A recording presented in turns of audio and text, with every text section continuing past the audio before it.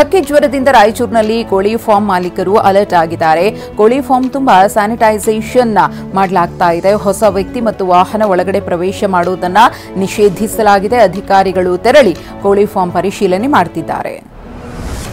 ಮಂಡ್ಯ ವಿವಿ ಸೇರಿದಂತೆ ರಾಜ್ಯದ 9 ವಿವಿಗಳ ರದ್ದತಿಗೆ ಮುಂದಾದ ರಾಜ್ಯ ಸರ್ಕಾರದ ವಿರುದ್ಧ ಬಿಜೆಪಿ ಪ್ರತಿಭಟನೆಗೆ ಮುಂದಾಗಿದೆ. ಇಂದು ಮಂಡ್ಯದ ವಿಶ್ವೇಶ್ವರಯ್ಯ ಪ್ರತಿಮೆ ಬಳಿ ಬಿಜೆಪಿಗರು ಧರಣಿ ನಡೆಸಲಿದ್ದಾರೆ. ವಿಪಕ್ಷ ನಾಯಕ ಆರ್ ಅಶೋಕ್ ಅವರ ನೇತೃತ್ವದಲ್ಲಿ ಪ್ರತಿಭಟನೆ ನಡೆಯಲಿದೆ. ರಾಜ್ಯಾಧ್ಯಕ್ಷ ಬಿವೈ ವಿಜೇಂದ್ರ ಅವರಿಗೆ ಸೇರಿದ ಕಾರಿಗೆ ಲಾರಿ ಡಿಕ್ಕಿಯಾಗಿದೆ. ಚಿಕ್ಕಮಗಳೂರಿನ ಲಕ್ಕಿಯ ಕ್ರಾಸ್ ಬಳಿ ಅಪಘಾತ ಸಂಭವಿಸಿದೆ. ಬಸವತತ್ವ ಕಾರ್ಯಕ್ರಮವನ್ನು ಮುಗಿಸಿ ಶಿವಮೊಗ್ಗಕ್ಕೆ ವಾಪಸ್ ತೆರಳುತ್ತಿದ್ದಾಗ ಲಾರಿ ಗುದ್ದಿದೆ. ಲಾರಿ ಚಾಲಕನನ್ನು ವಶಕ್ಕೆ ಪಡೆದು ಪೊಲೀಸರು ವಿಚಾರಣೆ ಮಾಡುತ್ತಿದ್ದಾರೆ. ವಿಜೇಂದ್ರ ಗನ್ಮ್ಯಾನ್ ಜೊತೆ ಬಿಜೆಪಿ ಕಾರ್ಯಕರ್ತರು ಕಿರಿಕ್ ಮಾಡಿಕೊಂಡಿದ್ದಾರೆ. ಚಿಕ್ಕಮಗಳೂರಿನಲ್ಲಿ ಘಟನೆ ನಡೆದಿದ್ದು, ಉಪಹಾರ ಸೇವಿಸುವ ವೇಳೆ ವಿಜೇಂದ್ರ ಪಕ್ಕದಲ್ಲೇ ಕಾರ್ಯಕರ್ತ ಕುರ್ಚಿ ಹಾಕಲು ಹೋಗಿದ್ದ. ಇದಕ್ಕೆ ಕಾರ್ಯಕರ್ತರ ಜೊತೆ ಗನ್ಮ್ಯಾನ್ ವಾಗ್ವಾದ ಮಾಡಿದ್ದ. ದಲಿತರ ಸಮಾಧಿಗಳನ್ನು ನಾಶ ಮಾಡಿದ್ದಾರೆ. ದಾವಣಗೆರೆ ತಾಲೂಕಿನ ಕಬ್ಬೂರು ಗ್ರಾಮದ ಹೊರವಲಯದಲ್ಲಿ ಕೃತ್ಯ ನಡೆದಿದೆ. ಈ ಘಟನೆಯನ್ನು ಖಂಡಿಸಿ ಡಿಸಿ ಕಚೇರಿಯ ಬಳಿ ಎಸ್ಸಿ ಎಸ್ಟಿ ಸಮುದಾಯದವರು ಪ್ರತಿಭಟನೆ ಮಾಡಿದ್ದಾರೆ. ಬಾಲಕಿ ಮೇಲೆ ಅತ್ಯಾಚಾರ ಎಸಗಿದ್ದ ಅಪರಾಧಿ ಸಿದ್ದನಗೌಡ ಮರಲಿಂಗೇಗೌಡರ್ಗೆ 11 ವರ್ಷ ಜೈಲು ಶಿಕ್ಷೆ, 55,000 ದಂಡ ವಿಧಿಸಿ ಕೋರ್ಟ್ ಆದೇಶಿಸಿದೆ. ಬಾಲಕಿಗೆ 50,000 ಪರಿಹಾರ ನೀಡುವಂತೆ ಧಾರವಾಡದ ವಿಶೇಷ ಪೋಕ್ಸೋ ಕೋರ್ಟ್ ತೀರ್ಪು ನೀಡಿದೆ. ಹಾಸನ ಜಿಲ್ಲೆಯಲ್ಲಿ ಕಾಡಾನೆ ಮತ್ತು ಮಾನವ ಸಂಘರ್ಷ ಮಿತಿಮೀರಿದೆ. ಉಪಟಳ ನೀಡುತ್ತಾ ಇರುವ 4 ಕಾಡಾನೆಗಳ ಸೆರೆಗೆ ಅರಣ್ಯ ಇಲಾಖೆ ಸಿದ್ಧತೆ ನಡೆಸಿದೆ.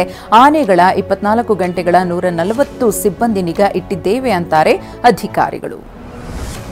ಇಂದಿನಿಂದ ದ್ವಿತೀಯ ಪಿಯು ವಾರ್ಷಿಕ ಪರೀಕ್ಷೆ ಆರಂಭವಾಗ್ತಾ ಇದೆ. ಮಾರ್ಚ್ 1ರಿಂದ ಮಾರ್ಚ್ 20ರವರೆಗೆ ರಾಜ್ಯಾದ್ಯಂತ ಪರೀಕ್ಷೆ ನಡೆಯಲಿದೆ. ಒಟ್ಟು 7,13,812 ವಿದ್ಯಾರ್ಥಿಗಳು ನೋಂದಾಯಿಸಿಕೊಂಡಿದ್ದಾರೆ.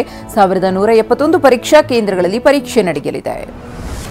ಚಿತ್ರದುರ್ಗದ ಜೋಗಿಮಟ್ಟಿ ವನ್ಯಧಾಮಕ್ಕೆ ಬೆಂಕಿ ಇಟ್ಟ ಆರೋಪದ ಹಿನ್ನೆಲೆಯಲ್ಲಿ ಆರೋಪಿ ಸಂಗಪ್ಪ ಎಂಬಾತನನ್ನ ಅರಣ್ಯ ಇಲಾಖೆ ಅಧಿಕಾರಿಗಳು ಬಂಧಿಸಿದ್ದಾರೆ.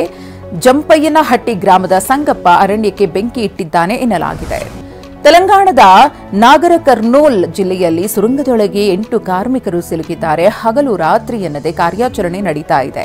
ಇದೀಗ ಟೆಕ್ನಾಲಜಿ ಮೊರೆ ಹೋಗಿದ್ದು ಜಿಪಿಆರ್ ಮಿಷನ್ ಗನ್ ಬಳಸಲು ಮುಂದಾಗಿದ್ದಾರೆ. ಉತ್ತರ ಪ್ರದೇಶದ ಪ್ರಯಾಗ್ರಾಜ್ನಲ್ಲಿ ನಡೆದ ಐತಿಹಾಸಿಕ ಮಹಾಕುಂಭಮೇಳ ಮುಕ್ತಾಯಗೊಂಡಿದೆ. ಉತ್ತರ ಪ್ರದೇಶ ಸರ್ಕಾರವು ತ್ರಿವೇಣಿ ಸಂಗಮದಲ್ಲಿನ ನೀರನ್ನು ಬಾಟಲಿಯಲ್ಲಿ ತುಂಬಿ ಎಲ್ಲ 75 ಜಿಲ್ಲೆಗಳ ಅಧಿಕಾರಿಗಳಿಗೆ ರವಾನಿಸುತ್ತಿದೆ. ಚಾಂಪಿಯನ್ಸ್ ಟ್ರೋಫಿಯಲ್ಲಿ ನಾಳೆ ಭಾರತ ಮತ್ತು ನ್ಯೂಜಿಲೆಂಡ್ ಮುಖಾಮುಖಿಯಾಗ್ತಿವೆ. ಅದಕ್ಕಾಗಿ ವಿರಾಟ್ ಕೊಹ್ಲಿ ಅಭ್ಯಾಸವನ್ನು ಆರಂಭಿಸಿದ್ದಾರೆ. ಕೊಹ್ಲಿ ನೋಡಲು ನೂರಾರು ಅಭಿಮಾನಿಗಳು ಆಗಮಿಸಿದ್ರು. ಫ್ಯಾನ್ಸ್ಗೆ ನಿರಾಸೆ ಮಾಡದ ಕೊಹ್ಲಿ ಆಟೋಗ್ರಾಫ್ ನೀಡಿದ್ರು.